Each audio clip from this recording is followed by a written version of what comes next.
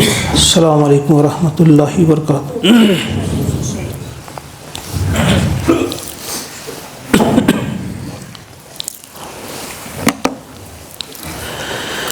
الحمد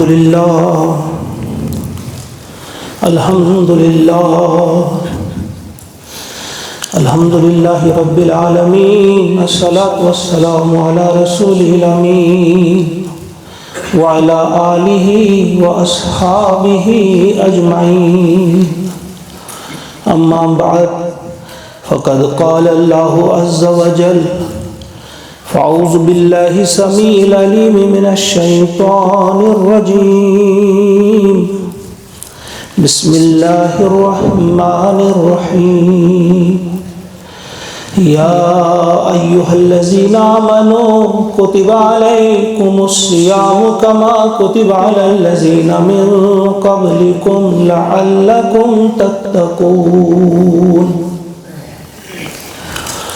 آمنت باللہ صدق اللہ العظیم، رب اشرح لی صدری ویسر لی امری واحلل عقدۃ من لسانی یفقہوا قولی، رب زدنی علما، ربنا زدنا علما وحلما وفہما وَأَلْحِقْنَا بِالصَّالِحِينَ، رَبَّنَا تَقَبَّلْ مِنَّا إِنَّكَ أَنْتَ السَّمِيعُ الْعَلِيمُ۔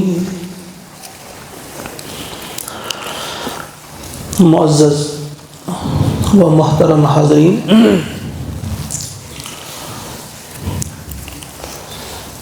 ماہ مبارک یعنی رمضان المبارک کی آمد ہے۔ ممکن ہے کہ کل روزہ رکھنا ہو۔ بڑے خوش نصیب ہیں وہ لوگ جو اس مہینے کو پا رہے ہیں۔ ہم بھی اللہ سے دعا کرتے ہیں، اللہم بلغنا رمضان، کہ ہمیں بھی رمضان تک پہنچا دیں۔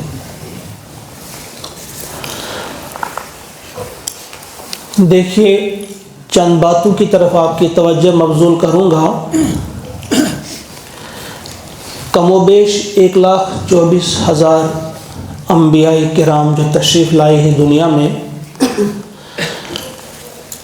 لیکن 1,24,000 کتابیں ان پر نازل نہیں کی گئی ہیں۔ کتابیں بہت کم نازل کی گئی ہیں۔ عام طور پہ آپ سنتے ہیں تورات، زبور، انجیل اور قرآن۔ ان میں بھی آپ یہ سمجھیے کہ تورات کا جب نزول ہوا حضرت موسیٰ علیہ السلام پر، ان میں احکامات بھی تھے۔ 10 کمانڈمنٹس کے بارے میں آپ سنتے ہیں، ان میں احکامات تھے۔ لیکن اس کے بعد جو زبور نازل ہوئی، وہ اس میں حمد و ثنا کے ترانے تھے، وہ بھی اس کے ساتھ شامل کر لی گئی۔ تورات کے ساتھ اسے بھی اس کے ساتھ شامل کر لیا گیا۔ اس میں احکامات نہیں تھے، اللہ تعالیٰ کی حمد، تسبیح وغیرہ وہ ترانے اس میں تھے۔ اور پھر انجیل اتاری گئی، اور انجیل آپ سب جانتے ہیں حضرت عیسیٰ علیہ السلام پر نازل کی گئی۔ اور انجیل یہ زمانہ کون سا تھا؟ موسیٰ علیہ السلام کے بعد تقریباً 1400 سال کے بعد حضرت عیسیٰ علیہ السلام آتے ہیں۔ تورات میں احکامات ہیں، انجیل میں حکمت ہے، زبور میں حمد، تسبیح اللہ تعالیٰ کی، وہ ترانے، حمد و ثنا کے ترانے۔ تورات میں حکمت بیان نہیں کی گئی۔ اس وقت انسانوں کا جو ذہنی معیار تھا، سوچنے کا جو معیار تھا، وہ اتنا نہیں تھا کہ ان کو بتایا جاتا کس کی جو آپ کو حکم دیا جا رہا ہے اس کے پیچھے حکمت کیا ہے۔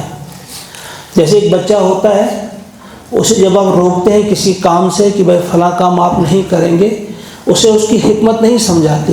یہ کہتے ہیں اگر آپ نے ایسا کیا تو آپ کو تھپڑ بجے گا، آپ فلاں شرارت نہیں کریں گے، آپ فلاں گندی چیز کا استعمال نہیں کریں گے، کیونکہ وہ اس وقت نہیں سمجھ سکتے کہ اس کے پیچھے کیا ہے، لاجک کیا ہے۔ لیکن جب وہ ایک بڑی عمر کو آ جاتا ہے پھر اسے سمجھایا جاتا ہے کہ اگر فلاں کام آپ کریں گے، سگریٹ آپ پئیں گے تو اس کے نقصانات کیا کیا ہیں، فلاں کام کریں گے غلط کام تو اس کے نتائج کیا ہے۔ تو انجیل میں پھر حکمت دی گئی۔ اس وقت انسانوں کی جو عمر تھی، سوچنے کا انداز جو تھا، وہ اس قدر بالغ ہو چکے تھے کہ وہ سمجھ سکتے تھے۔ اب اسی طرح سے آپ دیکھیں قرآن پاک جو ہے اس میں احکامات بھی ہیں، اور اس میں بھی احکامات کتنے ہیں، 2-2.5 پاروں میں یا 3 پاروں میں مشکل سے ہو سکتا ہے، اس میں احکامات ہیں۔ باقی اس میں بھی اللہ تعالیٰ کی تسبیح ہے، اللہ تعالیٰ کی حمد ہے، ثنا ہے، زیادہ اس میں وہی ہے۔ تو لیکن اس میں حکمت بھی بتا دی گئی ہے، اور پھر حکمت سمجھائی بھی ہمیں نبی اکرم صلی اللہ علیہ وسلم نے۔ انبیاء کرام جو آئے، کتابیں بہت کم لیکن انبیاء مسلسل آتے رہے۔ خصوصاً بنی اسرائیل میں آپ دیکھتے ہیں جن کے بارے میں پیارے نبی صلی اللہ علیہ وسلم نے فرمایا ہے، کانت بنو اسرائیل تسوسہم الانبیاء۔ بنی اسرائیل جو تھے، ان کے قائدین جو تھے، سیاسی قائدین بھی، مذہبی تو تھے ہی، سیاسی طور بھی ان کے قائدین کون تھے؟ انبیاء علیہ السلام تھے۔ اور وہ کیا ان کے بارے میں فرمایا، کلما ہلک نبی، جب بھی کوئی نبی ہلاک ہو جاتا، وفات پا جاتا، خلفہ نبی، تو فوراً دوسرا نبی آ جاتا، یعنی ایک کے بعد ایک۔ وقفینا من بعدہم بالرسل، جو پڑھتے ہیں آپ سورہ بقرہ میں بھی، یعنی مسلسل رسول آتے تھے، انبیاء آتے تھے۔ وَإِنَّهُ لَا نَبِيَّ بَعْدِي، لیکن میرے بعد کوئی نبی نہیں، حضور فرماتے ہیں وَسَيَكُونُ خُلَفَاء، میرے بعد ہوں گے خلفاء، خلیفے ہوں گے، اور فَيَقْتِرُونَ، تو وہ ہوں گے بہت زیادہ، خلیفے ہوں گے۔ بخاری اور مسلم کی یہ حدیث ہے۔ تو اس میں یہ واضح ہو گیا کہ انبیاء آتے تھے، وہ سمجھاتے تھے ساری چیزیں، جو بھی سمجھانا ہوتا انبیاء ہی آتے تھے۔ کتابیں بہت کم، بلکہ اگر آپ دیکھیں گے مکمل طور پہ کتاب اگر موسیٰ علیہ السلام سے لے کر عیسیٰ علیہ السلام تک تھی، تو مکمل احکامات والی کتاب تورات ہی تھی۔ اسی کو کمپلیٹ کرنے کے لیے پھر زبور یا اس کے بعد انجیل بھی دی گئی، جس میں احکامات کم، بلکہ نہ ہونے کے برابر، بلکہ اس میں زیادہ کیا ہے، میں نے ابھی کہا زبور میں حمد و ثنا کے ترانے ہیں، اور انجیل میں حکمت بیان کی گئی کہ بہرحال۔ لیکن ایک بات جو آپ نے سمجھنی ہے، جس کی طرف میں آپ کو لے جانا چاہتا ہوں، کہ جس نبی پر بھی کتاب نازل ہوئی، جس کا ہمیں تذکرہ ملتا ہے، انہیں کتاب دینے سے پہلے روزہ رکھنے کا حکم دیا گیا۔ موسیٰ علیہ السلام جب جاتے ہیں طور پہ، تو 40 دن کا وہ اعتکاف بھی کرتے ہیں اور روزہ رکھتے ہیں، پھر انہیں ملتی ہے تورات۔ عیسیٰ علیہ السلام اگرچہ قرآن میں ان کے روزوں کا یا اعتکاف کا تذکرہ نہیں ہے، لیکن بہت ساری روایت ہیں کہ انہوں نے بھی روزہ رکھا، اس کے بعد انہیں انجیل دی گئی۔ اور نبی برحق علیہ السلام پہ جو کتاب نازل فرمائی گئی، یہ تو آپ سب جانتے ہیں، یہ تو رمضان المبارک میں نازل کی گئی، شہر رمضان الذی انزل فیہ القرآن۔ اور اس میں حکم دیا گیا کہ جو بھی اس مہینے کو پائے اسے بھی روزہ رکھنا ہوگا۔ گویا اس میں کلیئر یہ بات ہو جاتی ہے کہ روزہ ہم پہ اس لیے ہے، اب ہم نے یوں سمجھنا ہے گویا ہم نے ایمان کی تجدید کی، ہم ایمان لے آئے، اب ہم روزہ رکھ رہے ہیں، اب ہم پر قرآن نازل ہو رہا ہے۔ ایک ایک آیت کو ہم یوں سمجھیں گے جیسے ہم پر اس کا نزول ہو رہا ہے، ہم کو کتاب دی جا رہی ہے۔ تجدید ایمان کا یہ بہترین موسم ہے، جسے آپ ماہ رمضان المبارک کہتے ہیں۔ اب کیوں دی گئی اور کیوں روزہ کے ساتھ اس کا تعلق ہے؟ روزہ کے علاوہ قرآن کیوں نہیں دیا گیا، تورات کیوں نہیں دی گئی، انجیل کیوں نہیں دی گئی؟ اس کی وجہ قرآن یہ ہمیں بتاتا ہے مختصر الفاظ میں کہ روزے تم پر فرض کیے گئے، جو ابھی میں نے آپ کے سامنے پڑھی 183 آیت نمبر 183 سورہ بقرہ کی، یا ایھا الذین آمنوا کتب علیکم الصیام کما کتب علی الذین من قبل لعلکم تتقون، اس لیے تاکہ تمہارے اندر تقوی آ جائے۔ پورے قرآن پاک میں ایک ہی جگہ روزے کا تذکرہ ہے، یہی رکوع ہے 183 آیت نمبر سے 187 تک مکمل ایک ہی جگہ یہ مضمون سمیٹا گیا ہے۔ پوری چیزیں اس کی روزے سے متعلق بیان کی گئی اسی جگہ پہ۔ یہ پورا رکوع سمجھے، صرف ایک، اس کے بعد ایک اور آیت ہے، رکوع مکمل ہو جاتا ہے، تو 187 تک، 183 سے 187 تک روزوں کا ہی تذکرہ ہے۔ تو فرمایا تمہارے اندر تقوی آ جائے۔ تو یہ تقوی آپ سب جانتے ہیں، تقوی ہے کیا؟ اس پر اس وقت نہیں بولیں گے ہم، کیونکہ اکثر آپ نے سنا ہے کہ تقوی کسے کہتے ہیں، تقوی کی ضرورت کیوں پڑتی ہے۔ کسی بھی کام کرنے کے لیے ایک ڈرائیونگ فورس کی ضرورت ہوتی ہے، کوئی چیز چاہیے کہ کوئی آپ کے سامنے ہو کہ مجھے اس کے صلے میں فلاں چیز ملے گی تو میں یہ کام کروں گا۔ دیکھیے آپ میں سو دکاندار جو ہے، دکاندار کو کوئی ضرورت نہیں تقوی کی، وہ اس کے بغیر ہی صبح اٹھ کر دکان کھولتا ہے، لیکن ڈرائیونگ فورس اس کے پیچھے کیا؟ اس کا پیٹ، اسے پتہ ہے میں نے پیٹ پالنا ہے، میں نے کھانا ہے، تو وہ اٹھتا ہے۔ یا کوئی ملازم ہے یا کوئی مزدور ہے، جو بھی ہے، اسے اس کے لیے تقوی کی ضرورت نہیں، بھوک اسے خود کراتی ہے۔ لیکن ایک شخص ہے، اس کے سامنے رشوت کا پیسہ آ جاتا ہے،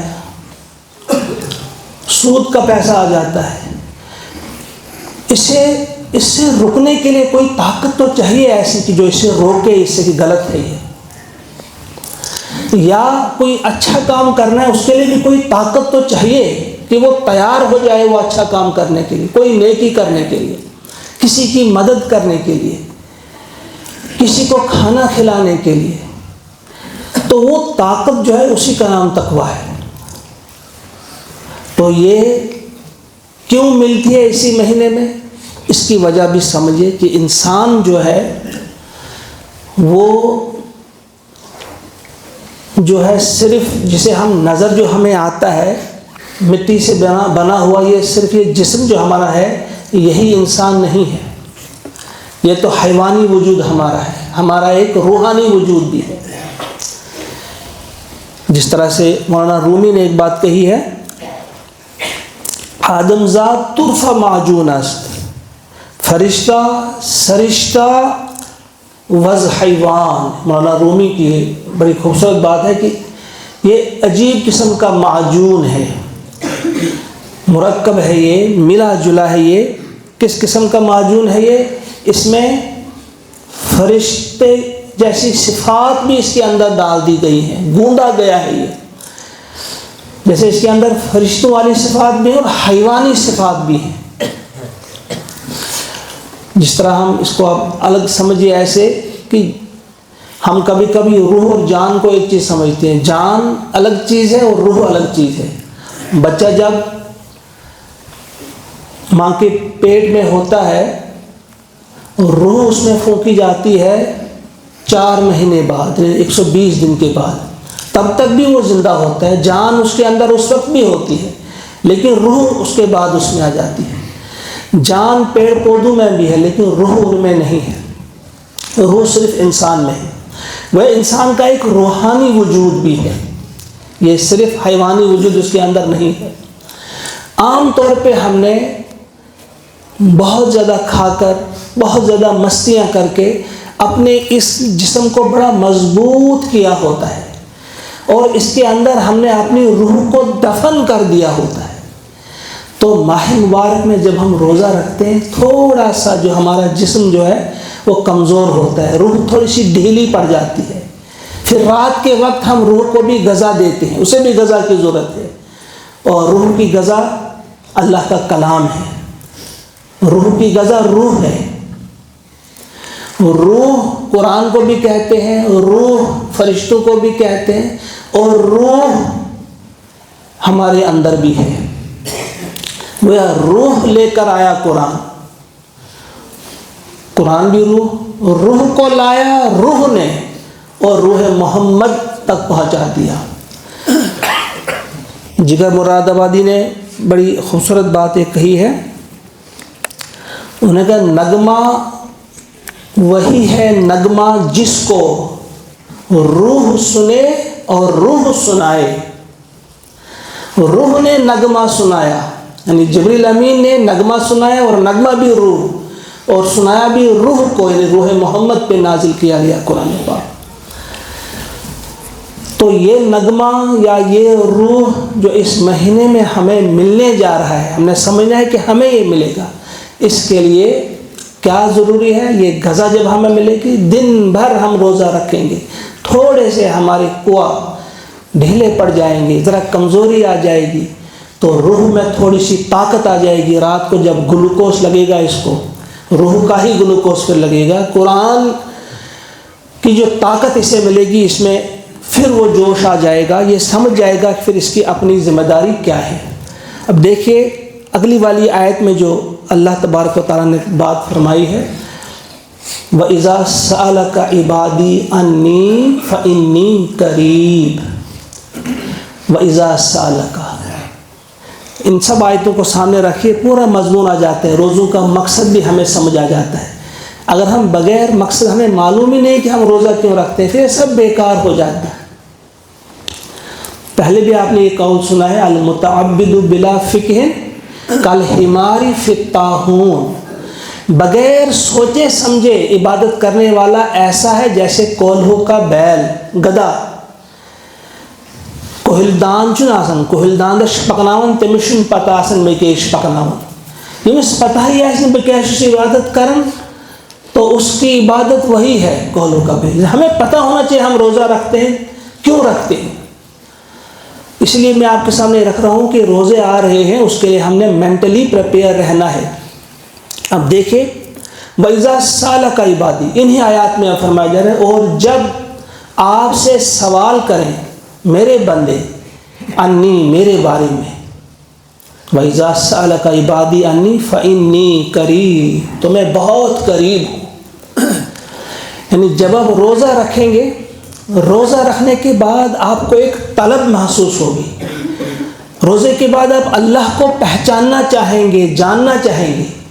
سوال انسان کب کرتا ہے؟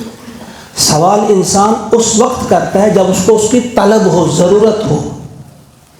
مثلا اگر آپ میں سے کسی کو پیاس لگے، وہ کھڑا ہو کر کہے گا یہاں کہیں پانی ہے، پانی وہی ڈھونڈے گا جس کو پیاس لگے گی.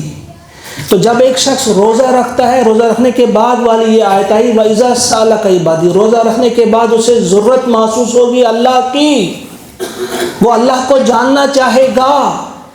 تو اللہ تعالیٰ نے جواب دیا ان کو بتاؤ میں قریب ہوں، کہیں دور آپ کو تلاش کرنے نہیں جانا ہے، میں قریب ہوں.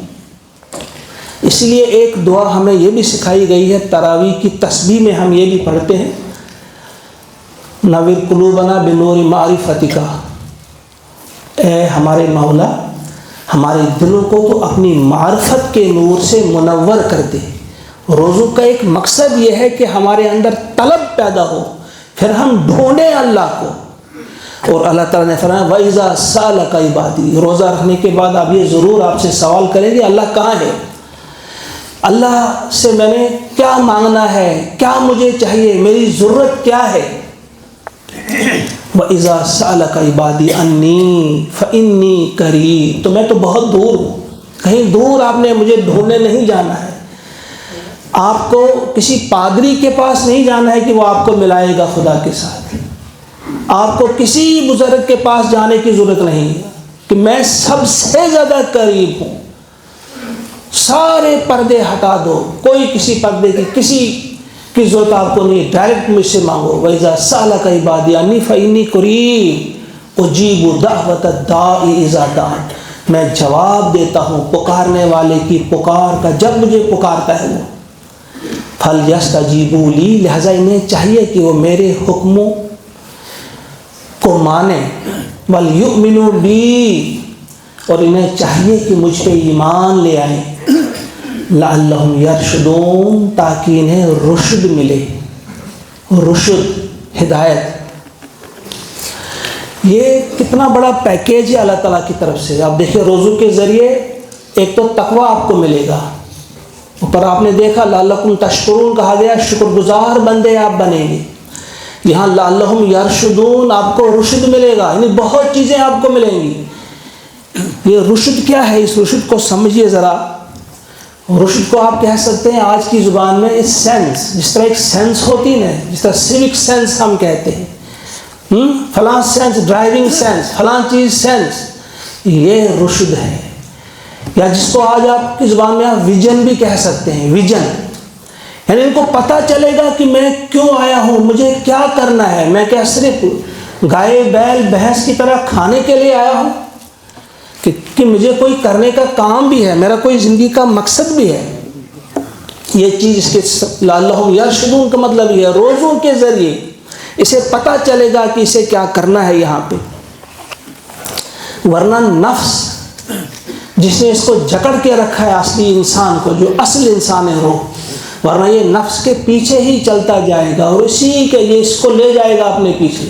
نفس کو یاد رکھیے آپ، یہ کھینچ کر لے جاتا ہے برائی کی طرف۔ اخلد الی الارض قرآن پاک میں آیت آئی ہے کہ نفس کا کام ہی یہی ہے کہ زمین کی طرف ہی نیچے ہی رہتا ہے۔ جو اسے پسند آتا ہے اس کے یہ بھی پھر دیکھتا ہے کہ مجھے اس میں کیا ہے، اچھی چیز کیا ہے، بری چیز کیا ہے۔ تو یہ نفس ہم کو بتاتا ہے، یا اس کی آپ دیکھیں گے نفس ہی کہلواتا ہے انسان سے، میرا جسم میری مرضی۔ آپ کبھی کبھی سنتے ہیں نا آپ اس جملے کو، یہ نفس کہلواتا ہے انسان کو، یہ کہتے ہیں جسم میرا ہے، جو میں چاہوں گا، مجھے کسی ہدایت کی ضرورت نہیں ہے۔ حالانکہ یہ اس کی سوچ کتنی گھٹیا سوچ ہے، گندی سوچ ہے۔ یہ اسے معلوم ہی نہیں کہ میرا جسم کیا ہے، کا مطلب کیا ہے۔ یہ میرا جسم، یہ میرا ہے کہاں؟ یہ جسم بھی اللہ کا دیا ہوا، یہ اللہ کی امانت ہے ہمارے پاس، لہذا اللہ ہی کی مرضی ہوگی۔ میرا جسم میری مرضی نہیں، بلکہ اللہ کا دیا جسم، اور اللہ ہی کی دی ہوئی ہدایت جو ہے مجھے کامیابی عطا کر سکتی ہے، اسی کی ضرورت مجھے ہے۔ میں اپنی مرضی سے اسے نہیں چلا سکتا، کیونکہ یہ میرا ہے ہی نہیں، یہ اللہ کا دیا ہوا ہے، میرے پاس ایک امانت ہے۔ یہ چاہے میری آنکھیں ہیں، میری زبان ہے، میرے ہاتھ ہے، کچھ بھی ہے، یہ اللہ کا دیا ہوا ہے۔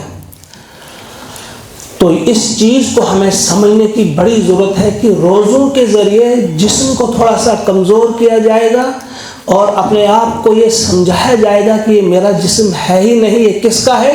وہ اس شام کی جو آج ہم قیام اللیل کرتے ہیں، اس میں جو ہم اللہ کا کلام سنتے ہیں، اس میں ہمیں بتا دیا جاتا ہے کہ تم کون ہو، تم کیوں آئے ہو، تمہارے کرنے کا کام کیا ہے۔ جب وہ سینس ہمارے اندر آ جاتی ہے، جب وہ ویژن ہمارے اندر آ جاتا ہے، ہماری سوچ بدل جائے گی، ہماری زندگی بدل جائے گی، ہمارا اٹھنا بیٹھنا بدل جائے گا۔ ہم حیوانوں کی طرح کھانے پینے والے ہی نہیں رہیں گے، بلکہ ہم انسانوں کی طرح زندگی جینے والے بنیں گے، اور انسانوں میں بھی جو اعلیٰ انسان ہوتے ہیں ان کے پیچھے پیچھے چلنے والے ہم بنیں گے۔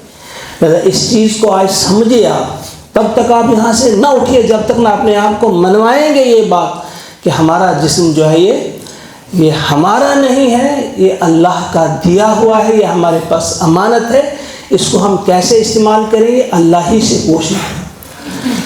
تو یہ روزوں کے ذریعے یہ ویژن ہمارے پاس آتا ہے۔ پھر ہم دیکھتے ہیں کہ اپنے اگر تاریخ کے آئینے میں دیکھیں گے آپ، بڑی شخصیات آپ کو ملیں گی کہ ان کا ویژن کیا تھا اور وہ کتنے ہوشیار تھے۔ یعنی ان کو اللہ تعالیٰ ہی عطا کرتا ہے، لیکن جب انسان مانگتا ہے، وَإِذَا سَأَلَكَ عِبَادِي، مانگنا یعنی ابتدا انسان نے کرنی ہے۔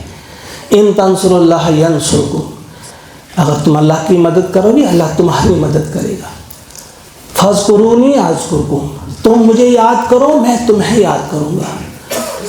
واشکروا لی ولا تکفرون، دیکھیے پہل ہم نے کرنی ہے، شکر گزار ہم نے بننا ہے، ذکر ہم نے اللہ کا کرنا ہے، اللہ بھی ہمیں یاد کرے گا، لیکن ہم اس کے لیے تیار ہو جائیں۔ تو اس کی مثال بہت سارے واقعات آپ کو تاریخ میں مل سکتے ہیں۔ سکتے ہیں۔ ایک واقعے کی طرف میں آپ کا اشارہ مبذول کروں گا، دیکھیں کیا ہوتا ہے جب اللہ تعالیٰ کسی کو ویژن عطا کرتا ہے، سینس عطا کرتا ہے، اصلی سینس سے ہم کہیں گے۔ تقریب ایک علاقہ ہے عراق میں، آپ نے اس کا نام سنا ہوگا، وہاں کے گورنر تھے نجم الدین ایوب۔ نجم الدین ایوب وہاں کے گورنر تھے، اس وقت خلیفہ وہاں کے جو تھے وہ خلیفہ عثمان تھے۔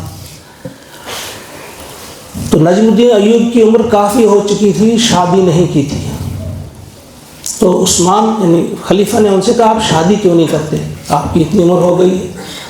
اس نے کہا کہ مجھے اپنی من پسند لڑکی نہیں ملتی، جیسا میں چاہتا ہوں ویسی مجھے لڑکی نہیں ملتی۔ میں نے کہا بھائی کیسی لڑکی آپ چاہتے ہیں؟ خلیفہ نے پوچھا آپ کو کیسی لڑکی کی ضرورت ہے، کیسی بیوی کی ضرورت ہے؟ اس نے کہا ایسے میری بیوی ایسی ہو جو میرا ہاتھ پکڑے، میرا ہاتھ پکڑ کر مجھے جنت میں لے جائے، اور ایسی بیوی ہو کہ ہمارے ہاں جب اولاد ہو ہم ایسی اس کی تربیت کریں کہ وہ بڑا ہو کر بیت المقدس کو آزاد کر دے، جو ہمارا قبلہ اول اس کو ہم کہیں گے، اس سے پہلے والا قبلہ جہاں کی طرف ہم نماز رخ کیا کرتے تھے اس سے پہلے، کہ اس کو آزاد کرے۔ وہ کبھی کہاں ملے گی آپ کو، آپ کس چیز کا آپ کو ایسا انتظار ہے؟ برابر دن گزرتے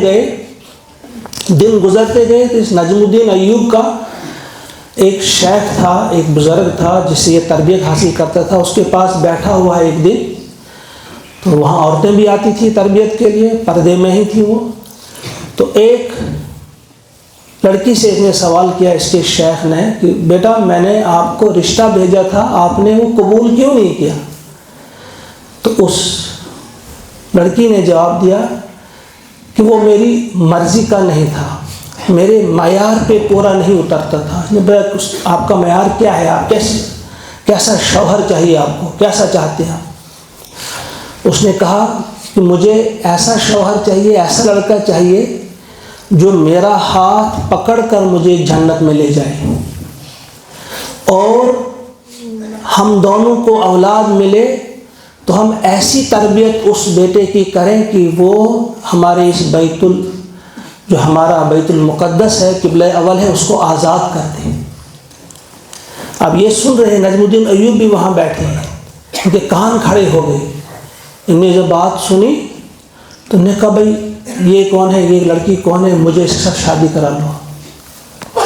کہا اچھا ٹھہرو ابھی۔ جب وہ چلی گئی تو پھر انہوں نے پوچھا کہ بھائی کیا چاہتے ہیں آپ؟ کہتا میں اسی لڑکی کے ساتھ شادی کرنا چاہتا ہوں۔ انہوں نے کہا یہ یہاں اس گاؤں میں سب سے زیادہ غریب لڑکی ہے۔ کہا غریب ہو یا امیر ہو، میری چوائس یہی ہے، میں نے اسی سے شادی کرنی ہے۔ انہوں نے شادی کرا دی۔ جب ان کی شادی ہو گئی تو پھر ان کے ہاں ایک بیٹا پیدا ہوتا ہے جس کا نام ہوتا ہے صلاح الدین ایوبی۔ دیکھے، سوچ دیکھے، ویژن دیکھے اور سینس دیکھے، پہلے دن سے ایک چیز ذہن میں بٹھا لی ہے کہ مجھے بیوی کیسی چاہیے اور مجھے اولاد کیسی چاہیے۔ آج ہمارا پہلے ہی سے یہ ہوتا ہے کہ ہمارا بیٹا کس طرح سے ڈاکٹر بنے، پہلے مجھے بیوی کیسی ملے جو کافی وہ سونے کا انڈا دینے والی بیوی ہو۔ وہاں بھی ہم اسی چیز کی طرف دھیان دیتے ہیں کہ مجھے بیوی ایسی ملے کافی پیسہ لے کر وہ آئے، پھر بیٹا بھی ایسا بنے جو خوب کمانے والا بنے، تو پھر کماتے ہیں، پھر پیسہ ہی آتا ہے، پیسہ ہی آئے گا۔ تو اصل زندگی کا مقصد ہمارے ذہنوں سے مٹ جاتا ہے۔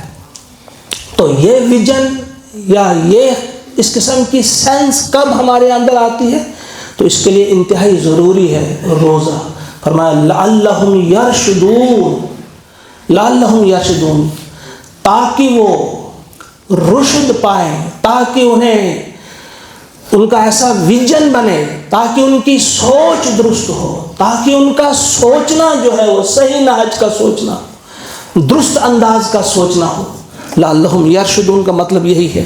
پر ہم کو اس سلسلے میں بہتر سے بہتر تلاش کرنی چاہیے اور فوراً سے پیش کر انشاءاللہ چاہے کل روزہ پہلا ہو یا پرسوں، اس سے پہلے ہم مینٹلی پریپیئر ہوئیں کہ ہم نے کس لیے روزہ رکھنا ہے، اپنی سوچ کو کیسے پاکیزہ بنانا ہے، اپنی ہر چیز کو بہتر سے بہتر کرنے کی ہم نے کوشش کرنی ہے۔ جب ہم دیکھیں گے قرآن، جب ہم پڑھیں گے، اس میں ہمیں بتا دیا جائے گا کہ تمہارا مقصد ہی کیا ہے اس دنیا میں آنے کا۔ ہم کو اگر کہا ہے خیر امت، ہم کو لقب دیا ہے اللہ تعالیٰ نے، تم سب سے بہتر امت ہو، کیوں دیا ہے؟ باقی تمام امتوں سے بہتر، باقی تمام انسانوں سے بہتر آپ ہیں امت مسلمہ، کیوں؟ کیا آپ کا ڈی این اے ان سے کوئی اعلیٰ قسم کا ہے؟ کیا آپ کا جو گوشت پوسٹ ہے وہ ان سے کچھ ڈفرینٹ ہے، اچھا ہے؟ ایسا نہیں، بلکہ جس کو بڑا بلند مرتبہ دیا جاتا ہے اس کی ذمہ داریاں بھی زیادہ ہوتی ہیں۔ صرف اس لیے نہیں، اب دیکھیں گے یہود کی طرف بہت بلند مرتبہ اللہ تعالیٰ نے دیا تھا، لیکن وہ اس کو برقرار نہیں رکھ سکے، پھر ان کو پھینک دیا، ان پر لعنت کی پھر اللہ تبارک و تعالیٰ نے۔ تو یہ یاد رکھنا چاہیے، ہمارے اندر بھی آج اس قسم کی سوچ آ جاتی ہے، بھائی ہے کیا، پھر جب جہنم میں بھی بھیج دے گا پھر تو وہاں سے نکالے گا۔ ایمان والے کے لیے تو جنت ہے، بھائی کروڑوں اربوں سال کی بات ہے جہنم میں رہنے کی، یہ کیسی سوچ ہے؟ اور پھر اللہ تعالیٰ نے ان سے کہا تھا تم سے کس نے یہ وعدہ کیا ہے، یہ جو کہتے ہو ہم کو آگ نہیں چھوئے گی تو چند دن چھوئے گی، یہ کس نے کہا ہے تمہیں؟ تو یہ ہمیں اس کھبت کو، اس گندی سوچ کو، اس بری سوچ کو ذہن سے نکال دینا چاہیے کہ جائیں گے بھی تو کچھ دن جائیں گے پھر ہم کو نکالیں۔ یہ تو انہی کی سوچ ہے، یہودیوں کی سوچ ہے یہ۔ ہمیں تو جہنم کا نام سن کر ہم کانپ اٹھیں، وہ کیسی خوفناک جگہ ہے، اور جنت کے تذکرے سن کر ہمارے اندر طلب پیدا ہو اس جنت کی، اور اس کے بارے میں بھی ہم دعائیں کرتے ہیں آج کل، اللہم انی اسألک الجنہ۔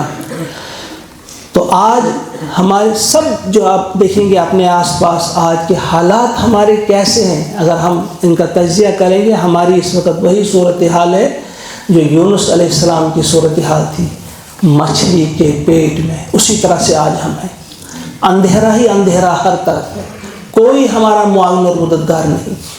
تو اس وقت بھی جس طرح یونس علیہ السلام سیدھے ڈائریکٹ اللہ کے ساتھ جڑ گئے تھے، انہیں آزادی ملی، انہیں رہائی ملی۔ اگر ہم بھی چاہتے ہیں رہائی، اگر ہم بھی چاہتے ہیں عزت، اگر ہم بھی چاہتے ہیں امن اور چین، ہم کو پھر واپس آنا چاہیے۔ جب ہمیں بتا دے گا قرآن، جب قرآن کی طرف آتے ہیں، قرآن ہمیں کہتے ہیں فَفِرُّوا إِلَى اللَّهِ، دوڑو اللہ کی طرف۔ تو اللہ کی طرف ہم دوڑیں گے، ہم پوچھیں گے اللہ سے کہ ہم کیسے دوڑیں گے اللہ کی طرف، وہ ہمیں بتا دیتا ہے وَاعْتَصِمُوا بِحَبْلِ اللَّهِ، اللہ کی رسی کو پکڑو، یہی اللہ کی طرف دوڑنا ہے، اور اللہ کی رسی قرآن ہے۔ اسی لیے علامہ اقبال نے بھی بڑی خوبصورت بات کہی ہے، وہ زمانے میں معزز تھے مسلمان ہو کر، اور تم خوار ہوئے تارک قرآن ہو کر۔ اگر یہ ذلت ہم پہ ہے، رسوائی ہے، تو یہ صرف اور صرف اس لیے ہے کہ ہم نے قرآن کو چھوڑا ہے، اور صاحب قرآن کو بھی چھوڑا ہے۔ ہم نے جن پر قرآن نازل ہوا، جن نے قرآن ہمیں دیا، نبی اکرم صلی اللہ علیہ وسلم، ان کو ہم نے چھوڑ دیا، ان کے راستے کو چھوڑ دیا، قرآن کو چھوڑ دیا۔ تو آج آئیے ہم اللہ سے دعا کرتے ہیں کہ ہم واپس آ جائیں اپنے پروردگار کی طرف۔ اگر یہ مہینہ پا کر بھی ہم صحیح راستے پر نہ آئے، اپنے آپ کو جہنم کے راستوں سے نہ ہٹا پائے، تو اللہ بچائے۔ اللہ کے نبی کا فرمان کیا ہے، بس یہی بند کروں گا، ترمذی کی یہ حدیث ہے، 3545 اس کا نمبر ہے، 2545۔ کیا ہے؟ حضور نے فرمایا رغم انف رجل، خاک آلود ہو اس شخص کی ناک، بد دعا ہے یہ، بد دعا کے لیے ایسا نہیں، وہ تباہ ہو، برباد ہو۔ اللہ کے نبی فرماتے ہیں تباہ اور برباد ہو وہ شخص۔ کون؟ ذکرت عندہ، جس کا ذکر، جس کے سامنے میرا ذکر کیا جائے، فلم یصلی علیہ، تو اس نے مجھ پر درود نہ بھیجا۔ پہلی بد دعا اس شخص کے لیے کہ یعنی وہ تباہ اور برباد ہو جائے، ہلاک ہو جائے۔ کون؟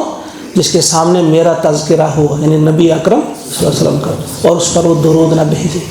اور دوسرا شخص وَرَغِمَ أَنْفُ رَجُلٍ، اور اس شخص کی ناک بھی خاک آلود ہو، یعنی وہ بھی تباہ و برباد ہو، ادرک رمضان فانسلخ منہ، جس نے رمضان پایا اور رمضان سے گزر بھی گیا وہ، فلم یغفر لہ، لیکن وہ اپنی مغفرت نہ کروا سکا، یعنی وہ رمضان پا کر بھی جیسا تھا ویسا ہی رہا، جہنم کے راستے پہ جا رہا تھا تو جہنم ہی رہا، اسی راستے پہ رہا، یعنی کویا جہنم ہی اس نے اپنے لیے سلیکٹ کی۔